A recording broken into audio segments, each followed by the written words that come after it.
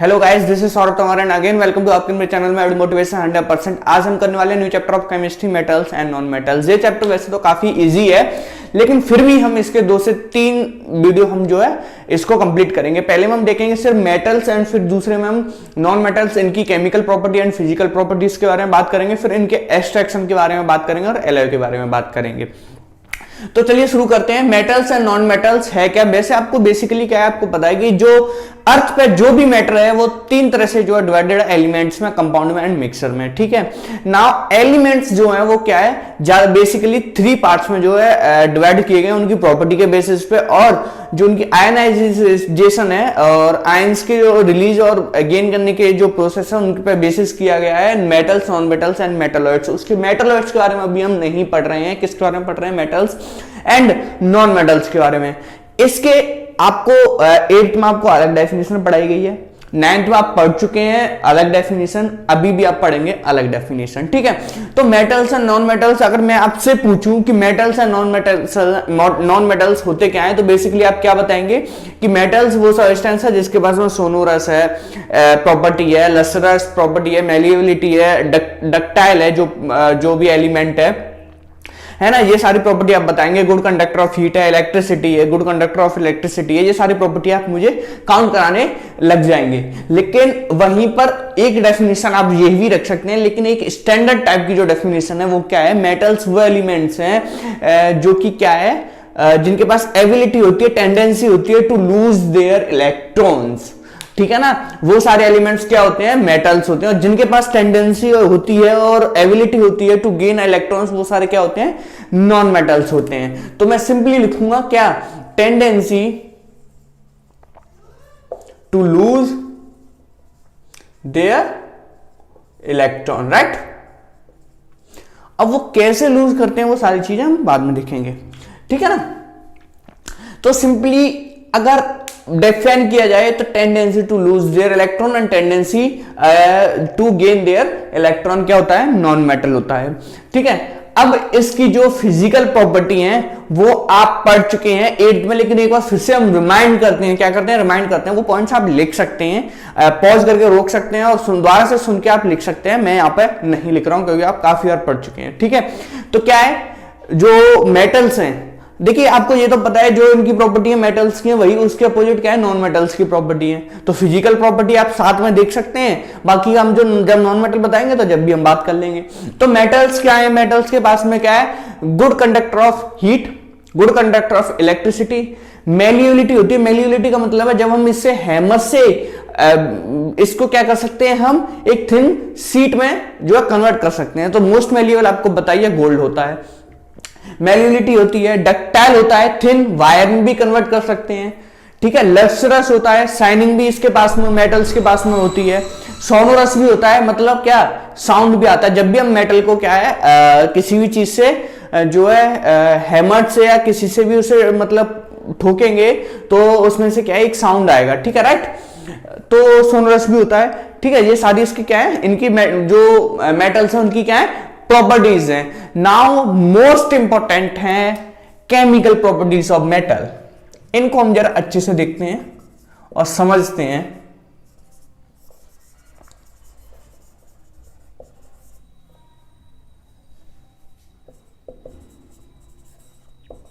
Of metals, देखिए मैं यहां पे एक बात बोलना चाहूंगा। 9th में जो लास्ट के चैप्टर में आपने पढ़ा है, क्या पढ़ा है, कैसे वो अपनी जो इलेक्ट्रॉन्स हैं वो लूज करते हैं, कैसे वो इलेक्ट्रॉन्स जो है गेन करते हैं, कौन से मेटल्स जो हाईली रिएक्टिव है, कौन से मेटल्स जो लेस रिएक्टिव हैं, वही मेटल हाईली रिएक्टिव क्यों है, और नीचे वाले मेटल्स जो है वो लो रिएक्टिव क्यों हैं, ये सारी चीजें आपको पता होना जरूरी है।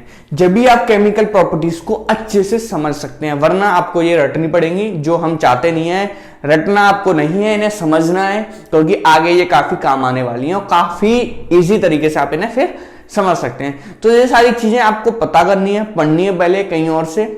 ठीक है ना, पहले 9th का जो आपने पढ़ा है, नहीं पढ़ा है तो उस चैप्टर को आप एक और बार पढ़िए, जिससे क्या है केमिस्ट्री आपके लिए क्या हो जाए, इजी हो जाए। तो है केमिकल प्रॉपर्टीज ऑफ मेटल। देखो बाय साइड में यहां पर क्या है, जो रिएक्टिविटी सीरीज है वो हम यहां पर लिख देते हैं। इसका शॉर्ट जो ट्रिक है बोलने का वो आपको अब तक पता चल चुका होगा, क्योंकि आप 10th में आ चुके हैं। 10th में तो आप क्या कमेंट बॉक्स में मुझे जरूर बताइए कि इसका जो शॉर्ट फॉर्म है बोलने का वो क्या है, ठीक है।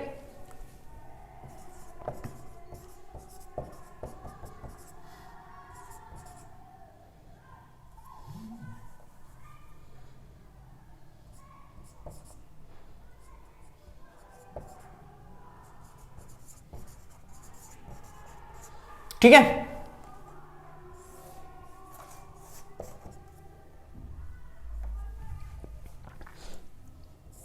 हाईली रिएक्टिव, लो रिएक्टिव,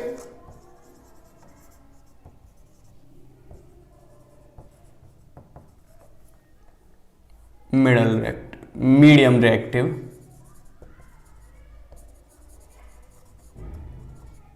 ठीक है। तो आपको पता है ये सारे मेटल्स हाईली रिएक्टिव हैं। इसमें कैल्शियम भी हम ऐड कर लेते हैं, क्योंकि यहाँ पे क्या है कि कुछ रिएक्शंस में इसको हम देख लेंगे। वैसे रिएक्टिविटी सीरीज में हमने बहुत कम ये देखा होगा, ठीक है। तो आप यहाँ पे जो है पीबी भी ऐड कर सकते हैं, लेड, ठीक है। हम जो है जिंक ऐड कर चुके हैं, आयरन ऐड कर चुके हैं, लेड, ठीक है। ये जो कुछ एलिमेंट्स हैं जो आपको डिवाइड किए गए हैं हाईली रिएक्टिव बेसिस पे और लो रिएक्टिव बेसिस पे, और ये क्या है मीडियम रिएक्टिव पे, ठीक है। अब हाईली रिएक्टिव क्यों है तो एक लाइन में सिंपली बता देता हूं। जो जल्दी से रिएक्ट कर जाते हैं वो हाईली रिएक्टिव मेटल्स हैं। जो जल्दी से रिएक्ट नहीं करते हैं, जिनके पास टेंडेंसी नहीं होती है लूज करने की इलेक्ट्रॉन्स को इतनी तेजी से, वो लो रिएक्टिव है, ठीक है। और ये क्या है, मीडियम रिएक्टिव है। मैं इसलिए बता रहा हूं, अगर बाई चांस आप नहीं पढ़ के आए हैं तो, ठीक है। अब हाईली रिएक्टिव मेटल्स वो हाईली क्यों है, क्योंकि उनके पास में क्या है, वो इजीली अपने इलेक्ट्रॉन्स को लूज कर सकते हैं, इतनी एनर्जी उन्हें खर्च नहीं करनी पड़ती। ये इजीली नहीं लूज कर पाते क्योंकि हाई एनर्जी इन्हें चाहिए अपने इलेक्ट्रॉन्स को लूज करने के लिए। चलिए इधर आ जाते हैं। Now chemical properties of metals. Chemical properties of metals के अंदर हम क्या देखेंगे, देखिए सबसे पहले हम देखते हैं इनका जब रिएक्शन होता है किसके साथ में, रिएक्शन विद ऑक्सीजन के बारे में बात करते हैं, विद ऑक्सीजन। देखो सबसे पहला क्या बताया मैंने, या केमिकल प्रॉपर्टी के अंदर इसमें सबसे पहला है reaction with oxygen, right. Reaction with oxygen, तो देखिए इसकी जनरल जो फॉर्म बनेगी वो क्या बनेगी, जब भी हम ऑक्सीजन के साथ में मेटल को रिएक्ट कराएंगे तो मेटल्स प्लस ऑक्सीजन, O2 लिख देता हूं मैं, क्या बनेगा, metal oxide, right. which are basically alkaline in nature, which are basically basic in nature, which are basically basic in nature। Metal oxide जो होते हैं वो क्या होते हैं, बेसिक इन नेचर होते हैं। क्या होते हैं, बेसिक इन नेचर। याद रखना क्या होते हैं, बेसिक इन नेचर होते हैं, ठीक है। तो मेटल ऑक्साइड जो होते हैं वो क्या होते हैं, बेसिक इन नेचर होते हैं। जनरल फॉर्म क्या होगी, मेटल प्लस ऑक्सीजन क्या बनाएगा, मेटल ऑक्साइड। और मेटल ऑक्साइड क्या होते हैं, बेसिक इन नेचर होते हैं, ठीक है। अब है हाईली रिएक्टिव और लो रिएक्टिव और मीडियम जो रिएक्शन है रिएक्टिव मेटल है जो, ठीक है। अब जो हाईली रिएक्टिव है और जो लो रिएक्टिव है, ये सिंपली आपको पता है हाईली रिएक्टिव क्या है, बहुत तेजी से जो है ऑक्सीजन के साथ में क्या होंगे, रिएक्ट होंगे, बहुत तेजी से क्या होंगे, रिएक्ट होंगे, बहुत तेजी से क्या होंगे, रिएक्ट होंगे। कौन से हाईली रिएक्टिव मेटल्स, जैसे के है, के प्लस O2 पता ही आपको, बताने की जरूरत नहीं है, K2O, पोटेशियम ऑक्साइड। Na है, Na प्लस O2, आप जो उसे अगर बैलेंस देंगे तो बैलेंस आप कर सकते हैं। मैं जनरली जो रिएक्शन है वो लिख रहा हूं, ठीक है। बेसिकली आपको एग्जाम में बैलेंस्ड रिएक्शन ही लिखनी है। कोई भी रिएक्शन हो आप चेक करें कि जो रिएक्टेंट्स के जो मतलब आयंस है, इलेक्ट्रॉन है, वो इक्वल्स टू होने चाहिए प्रोडक्ट के इलेक्ट्रॉन के, ठीक है। याद रखना ये चीज आप, ठीक है। लेकिन जो ये तीन मेटल हैं, बेसिकली इन तीनों में क्या देखा जाता है, जब भी जो ऑक्सीजन के साथ में रिएक्ट करते हैं तो एक एनर्जी प्रोड्यूस करते हैं, हीट। ये देखा जाता है इन तीनों मेटल्स के केसेस में। बाकी के सारे केस में ऐसा नहीं है। जब भी ये रिएक्ट करेगा ऑक्सीजन से, मैं किसकी बात कर रहा हूं, मेटल की, ठीक है ना। हाइड्रोजन उसमें नहीं आता है, याद रखना ये, ठीक है। हाइड्रोजन का एक एक्सेप्शनल केस है, उसको आप बाद में हम डिस्कस करेंगे जब भी आएगा। तो देखिए मेटल जब भी ऑक्सीजन के साथ में रिएक्ट करेगा क्या प्रोड्यूस करेगा, metal oxide, which is basic in nature. साथ में अगर इन तीनों की बात करें, साथ में इन तीनों की बात करें तो ये क्या है, बेसिकली क्या है, हीट भी प्रोड्यूस करता है। इसमें एक्सेप्शनल केसेस काफी हैं, उनको याद रखना है आपको। क्या याद रखना है, इन तीनों के साथ में क्या है, हीट भी प्रोड्यूस करेगा, बाकी के साथ में हीट प्रोड्यूस नहीं करेगा। मेटल ऑक्साइड रिलीज करेगा जब भी जो ऑक्सीजन के साथ में मेटल्स जो है रिएक्ट करेंगे, which is basic in nature. Simply खत्म होता है रिएक्शन विद ऑक्सीजन। अब सेकंड पे आ जाते हैं। क्या है भाई सेकंड? सेकंड है वाटर। क्या है? वाटर। ठीक है, सेकंड है वाटर। वाटर के बारे में जब जनरल रिएक्शन की मैं बात करूं तो मेटल प्लस H2O क्या बनेगा? ये मेटल ऑक्साइड। मेटल ऑक्साइड नहीं, metal hydro oxide plus hydrogen gas evolve होगी। ठीक है, तो देखो ये इसका क्या है, जनरल रिएक्शन है। इसके अंदर भी आपको क्या देखने को मिलेगा, क्या मिलेगा? देखो इधर जो हाईली रिएक्टिव मेटल्स हैं वो वाटर के साथ बहुत तेजी से रिएक्ट होते हैं। इसमें 3 केस आपको देखने को मिलेंगे। क्या 3 केस हैं वो? Cold water, hot water, no normal water, hot water and steam. Steam आपको पता ही है, highly hot water vapour.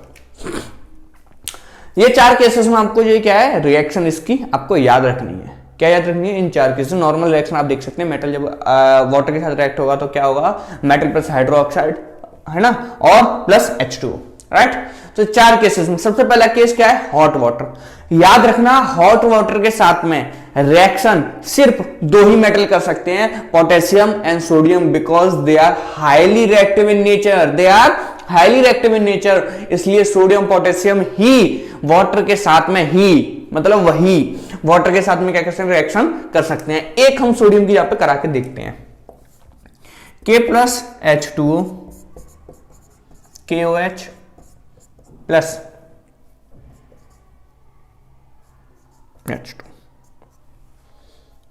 Okay, तो जब भी जो पोटेशियम है वाटर के साथ में रिएक्शन करेगा तो क्या होगा, KOH plus H2 plus heat, और दोनों क्या करेंगे, हीट इवॉल्व करेंगे। याद रखना ये क्या करेंगे, दोनों हीट इवॉल्व करेंगे। Na का देख लेते हैं, NaOH plus NaOH plus H2 plus heat. ये क्या है, कोल्ड वाटर है। क्या है, H2O कोल्ड वाटर है। कोल्ड वाटर के साथ में जब भी K और Na रिएक्ट करेगा तो क्या होगा, KOH। ये तो मैं नॉर्मली बता ही सकता हूं, मेटल हाइड्रो ऑक्साइड और हाइड्रोजन तो है ही, लेकिन हीट भी इवॉल्व करेगा और कोल्ड वाटर के साथ में सिर्फ 2 ही मेटल रिएक्ट करेंगे, पोटेशियम एंड सोडियम। यही दोनों कर सकते हैं। अब क्यों कर सकते हैं वो एक और बार देखो, क्यों? क्योंकि ये हाईली रिएक्टिव इन नेचर है। कैसे? ये आपको पता है पोटेशियम के पास में 1 इलेक्ट्रॉन एक्स्ट्रा होता है, ठीक है ना, और 1 इलेक्ट्रॉन एक्स्ट्रा है तो उसके पास टेंडेंसी है 1 इलेक्ट्रॉन लूज करने की। हाइड्रोजन को ये हाईली क्या है, हाईली रिएक्टिव है हाइड्रोजन से, इसलिए वो क्या करता है, इजीली क्या कर देता है, रिमूव कर देता है एक हाइड्रोजन आयन को, और क्या फॉर्म कर लेता है, KOH फॉर्म कर लेता है। इजीली क्या कर देता है, रिमूव कर देता है। मैं ये कहां पे पढ़ा चुका हूं, ये आपको मैं पहले बता चुका हूं, जब जो वो डिस्प्लेसमेंट रिएक्शन जो थी, डिस्प्लेस कर देता है इजीली एक हाइड्रोजन आयन को। इसलिए ये कोल्ड वाटर में, क्योंकि ये हाईली रिएक्टिव है, इसलिए कोल्ड वाटर में इजीली क्या हो जाता है, रिएक्ट हो जाता है बहुत तेजी से। आई होप कोल्ड वाटर आपको समझ में आ गया होगा। नाउ नेक्स्ट हम देखते हैं, क्या देखते हैं, या नॉर्मल वाटर के साथ में।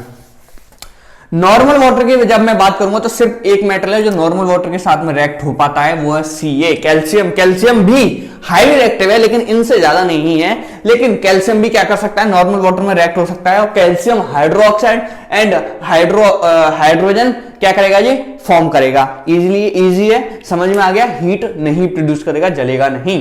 ठीक है, क्लियर है। नॉर्मल मुझे लिखने की जरूरत नहीं है इसकी रिएक्शन, ठीक है, क्लियर है ना। ठीक है, नेक्स्ट है हॉट वाटर। हॉट वाटर के साथ में कौन सा रिएक्ट करता है, MgO, मैग्नीशियम। मैग्नीशियम क्या करेगा, हॉट वाटर के साथ में रिएक्ट करेगा, मैग्नीशियम हाइड्रोक्साइड फॉर्म करेगा, H2 फॉर्म करेगा, और बस इतना ही है। ठीक है, ये दोनों ये क्या करेगा, फॉर्म करेगा। तो Mg किसके साथ में होगा, हॉट वाटर के साथ में रिएक्शन होगी, सेम रिएक्शन है। Mg क्या कर देना, Mg के दो है तो यहां पर फॉर्म होगा MgOH2, ठीक है बस। और हाइड्रोजन सेम है, बाकी रिएक्शन जो भी है बहुत इजी है।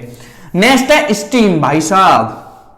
अब स्टीम के साथ में बाकी के जितने भी एलिमेंट हैं H से ऊपर, ये सारे aluminium, zinc, iron and lead, ये सारे क्या करेंगे, अब स्टीम के साथ में ही रिएक्ट हो सकते हैं, बाकी के कोल्ड के साथ में रिएक्ट नहीं होंगे, और बाकी सारे उनके साथ में रिएक्ट नहीं होंगे। सेम रिएक्शन है, क्या है, जब एल्यूमिनियम की बात करूंगा तो Al प्लस H2,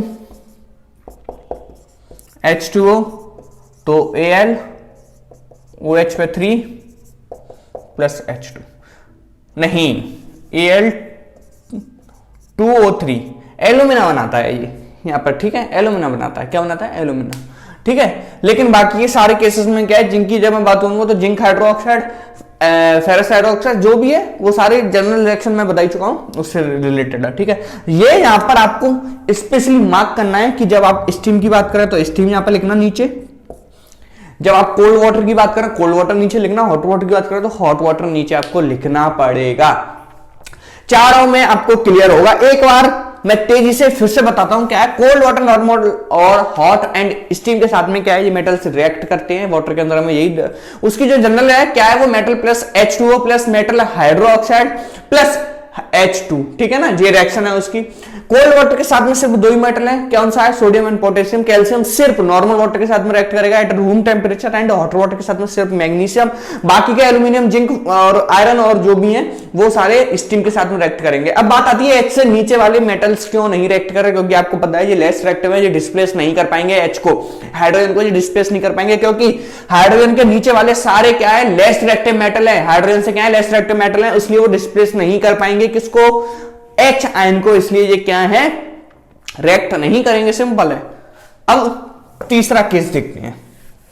अब ये तीसरा केस क्या है भाई साहब, ये तो चैप्टर काफी टफ लग रहा होगा आपको, काफी इजी है, आप उसे क्या है नॉर्मली लें। तीसरा केस है एसिड के साथ में रिएक्शन। आप पॉज कर करके एक एक चीज को समझिए और अच्छे से एंजॉय कीजिए, काफी मजेदार चैप्टर है ये, ठीक है। नेक्स्ट है रिएक्शन विद एसिड या एसिड। एसिड के अंदर भी कुछ एक्सेप्शनल गैसेस आने वाले हैं। इसके अंदर हम क्या है, देखो H2O अच्छे से आप जानते हैं, भली भांति परिचित हैं इससे आप। HCl आप जानते हैं, HNO3 आप जानते हैं, मैं तीनों को बता देता हूं, सल्फ्यूरिक एसिड, और इसको बोलते हैं हाइड्रोक्लोरिक एसिड, एंड ये है नाइट्रिक एसिड, ठीक है ना, हाइड्रोनाइट्रेट। या इन तीनों केसेस में ये दोनों जो है सिमिलरली आप साथ लेके चल सकते हैं, तीसरे को हम साथ नहीं लेंगे, ठीक है। जब भी मैं इसकी बात करूंगा इसका मतलब आप साथ में इसकी भी बात कर सकते हैं, जब भी आप इसको रिएक्ट कराएंगे तो इसका मतलब इसकी भी बात कर सकते हैं, सेम रिएक्शन है।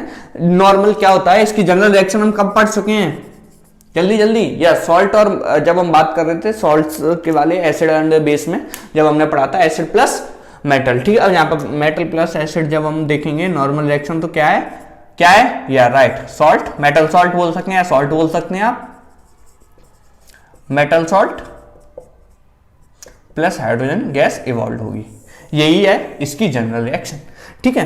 अब आ जाते हैं इधर, देखो सीधी सी बात है, जब हाईली रिएक्टिव मेटल की हम बात करेंगे तो उनमें क्या है, बहुत तेजी से हाइड्रोजन के साथ में रिएक्शन होता है।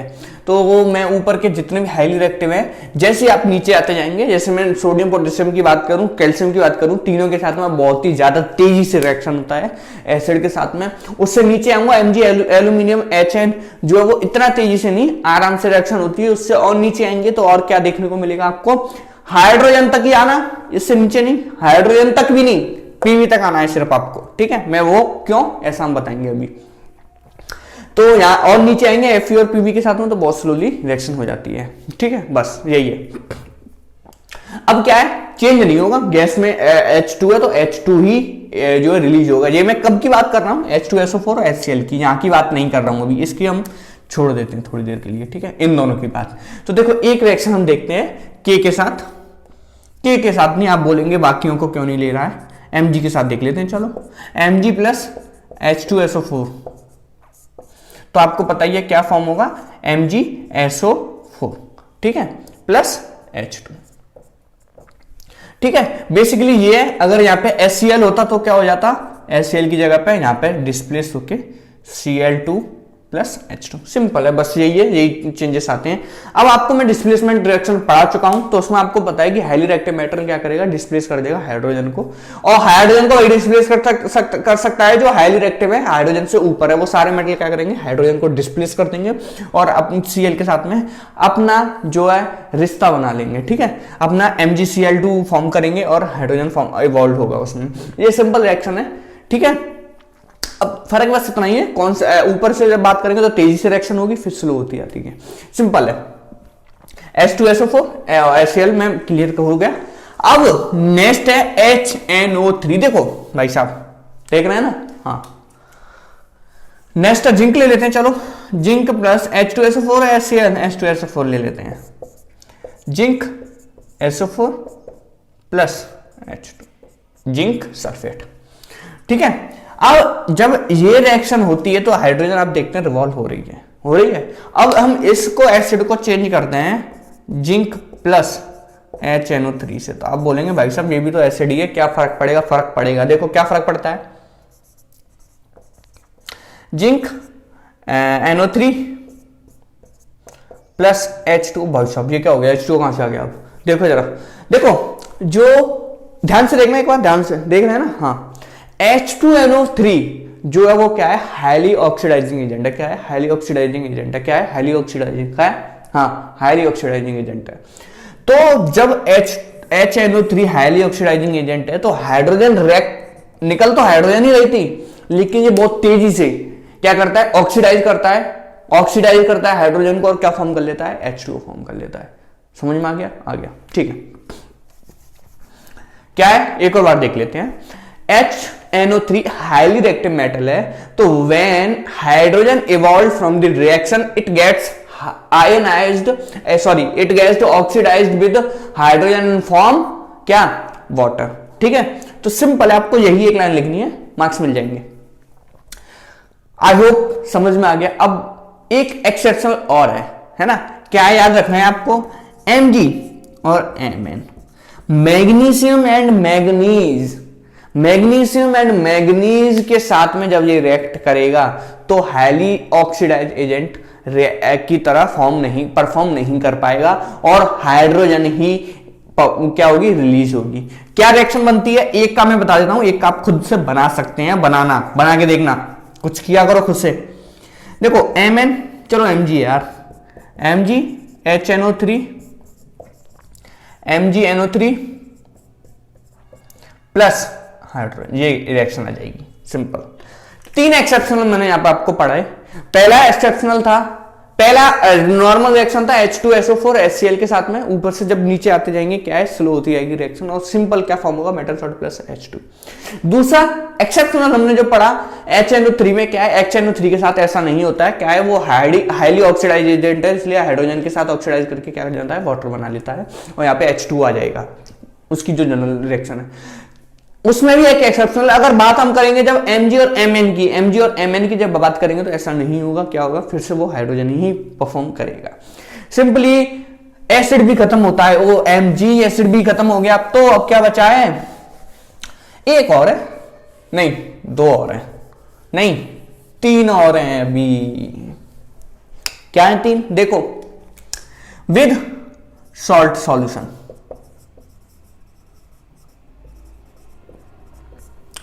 आपको मैं डिस्प्लेसमेंट में रिएक्शन में ये पढ़ा चुका हूं, एक बार फिर से देख लो, बहुत सिंपल है। क्या है इसके अंदर, जब हम बात करेंगे Mg की, अरे यार बार बार Mg ले लेते हैं, अब जिंक जिंक ले लेते हैं, जिंक प्लस क्या लें, कॉपर सल्फेट ले लेते हैं, ठीक है। अब कॉपर सल्फेट लिया तो जिंक सल्फेट प्लस कॉपर, ये क्या कर दिया भाई, समझ तो आया नहीं, क्यों नहीं आया, पढ़ाया नहीं था पहले, पढ़ाया था ना डिस्प्लेसमेंट में।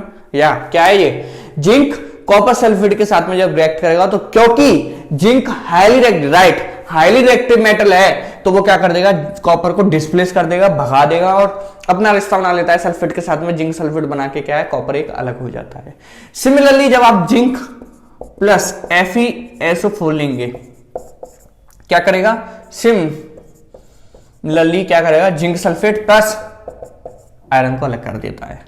ठीक है। ऐसे ही अगर आप जिंक प्लस कैल्शियम सल्फेट लेंगे तो रिएक्शन नहीं हो पाएगी। क्यों? क्योंकि वो जिंक से हाईली रिएक्टिव है, वो हटेगा ही नहीं, अड़ा रहेगा कि मैं नहीं हटूंगा, तो वो इसके पास इतनी ताकत नहीं है कि वो इसको हटा सके। ये आपको पहले हम पढ़ा चुके हैं। बस इतना ही है सॉल्ट सॉल्यूशन के अंदर। नेक्स्ट देखते हैं। अब नेक्स्ट देखो दो तरह से है। पहला क्या है? पहला तो नॉन मेटल और हैलोजन आपको कहीं कहीं मिल जाएगा देखने को, किसी बुक में किसी में नॉन मेटल देखने को मिल जाएंगे। हैलोजन और नॉन मेटल, ठीक है। हैलोजन कुछ स्पेसिफिक एलिमेंट्स होते हैं और नॉन मेटल तो आपको जानते ही हैं।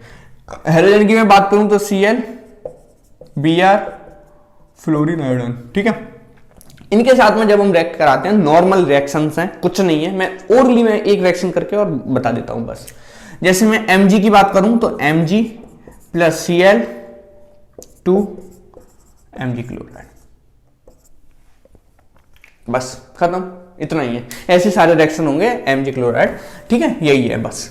नॉन मेटल के अंदर नॉर्मली क्या है, वो रिएक्ट हो जाता है, क्योंकि आप पता ही है आपको, इसके में नॉन मेटल्स के पास टेंडेंसी होती है to gain electron and metal के पास टेंडेंसी होती है टू रिलीज इलेक्ट्रॉन। वो दोनों कॉम्बिनेशन बनाते हैं और एक क्या है, एक कंपाउंड बन जाता है, ठीक है। प्रोडक्ट जो आता है वो कंपाउंड आता है।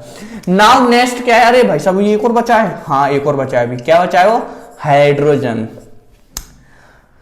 अब आप सोच रहे होंगे हाइड्रोजन के पास में एक इलेक्ट्रॉन होता है, या वो एक ले सकता है या फिर वो एक दे सकता है। तो इसका एक एक्सेप्शनल केस है। मेनली क्या देखा जाता है कि जो हाइड्रोजन है वो क्या करता है, गेन भी कर लेता है, ठीक है, और रिलीज भी कर लेता है। बनाना जी, Cl ने लिया, हाइड्रोजन ने दिया। तो बेसिकली हाइड्रोजन देने का काम ज्यादा करता है, क्योंकि वो इजीली क्या कर सकता है, इतनी एनर्जी उसके पास इजीली रिलीज कर देता है, इतनी इजीली वो गेन नहीं कर सकता, ठीक है। लेकिन उससे काउंट हम उसमें जो है नॉन मेटल है, हाइड्रोजन आपको बताइए नॉन मेटल है, लेकिन वो दे भी सकता है, ठीक है। कहीं कहीं केस में जो है वो उसके पास टेंडेंसी है वो देने की ही है, ठीक है, लेने की बहुत कम है। तो फिर भी उसको हम नॉन मेटल में देखते हैं। एक्सेप्शनल मान लीजिए, इसमें बहुत एक्सेप्शनल काफी केसेस है इस चैप्टर के अंदर। नाउ हाइड्रोजन के साथ में देखो ऐसा है भाई, क्या है, कैसा है, देखो इधर जो सोडियम और पोटेशियम है, क्या है, जो सोडियम और पोटेशियम है, उन दोनों केसेस में हाइड्रोजन रिएक्ट कर लेता है। बाकी के जितने भी केसेस हैं, हाइड्रोजन से नीचे तो वैसे भी नहीं करेगा, बाकी के जितने भी केसेस हैं उनमें क्या है, वो रिएक्ट नहीं करता। बेसिकली मेटल्स के साथ में आप बोल सकते हैं कि हाइड्रोजन रिएक्ट नहीं करता, बट के जो है वो उसके पास इतनी शक्ति है, क्या है, के पास इतनी शक्ति है कि वो फोर्सफुली उससे रिएक्ट करता है और पोटेशियम हाइड्राइड फॉर्म करता है। ऐसे ही सोडियम करता है, सिमिलरली सोडियम हाइड्राइड फॉर्म करता है, ठीक है। बेसिकली क्या है, फोर्सफुली रिएक्ट करता है, खुशी से नहीं करते हैं रिएक्ट, फोर्सफुली ये दोनों क्या करते हैं, रिएक्ट करते हैं। वैसे हाइड्रोजन जो मेटल्स के साथ में रिएक्ट नहीं होता है। आप दोनों केसेस आप जब भी हाइड्रोजन की बात है तो लिखेंगे क्या है, फोर्सफुली रिएक्ट करते हैं। अभी और है क्या? नहीं, बस मेटल्स के अंदर यही है। केमिकल प्रॉपर्टीज के अंदर जितनी भी हमने केमिकल प्रॉपर्टी मेटल की पढ़ी, वही हम नॉन मेटल्स के साथ में इनके रिएक्शंस देखेंगे, उसी के बेसिस पर डिसाइड होगा नॉन मेटल्स के साथ में क्या है। वीडियो ज्यादा लंबा हो जाएगा, इसलिए हमें यहीं पे एंड करना पड़ेगा। बाकी का हम जो है अगले वीडियो में देखेंगे नॉन मेटल्स के बारे में, और फिर एक्सट्रैक्शन देखेंगे, फिर एलॉय देखेंगे। काफी मजेदार चैप्टर है, काफी एंजॉय वाला है। आप बने रहिए हमारे साथ। चैनल को अगर आपने अभी तक सब्सक्राइब नहीं किया तो चैनल को सब्सक्राइब कर लीजिए। अगर कोई भी प्रॉब्लम आ रही है तो आप यहाँ पे भी कमेंट्स कर सकते हैं, फेसबुक पे भी जा सकते हैं, एडू मोटिवेशन 100% पे सर्च करके आप वहां पे भी कोई भी क्वेश्चन है तो पूछ सकते हैं, ठीक है। बाकी के जो भी है, हम जो भी कुछ टेस्ट वगैरह होते हैं वो हम फेसबुक पेज पर अपलोड करते रहेंगे। और अगर वीडियो आपको अच्छी लगी है तो लाइक कर दीजिए, सब्सक्राइब कर दीजिए चैनल को, और वीडियो को आप शेयर भी कर सकते हैं, ठीक है। चलिए बाय बाय।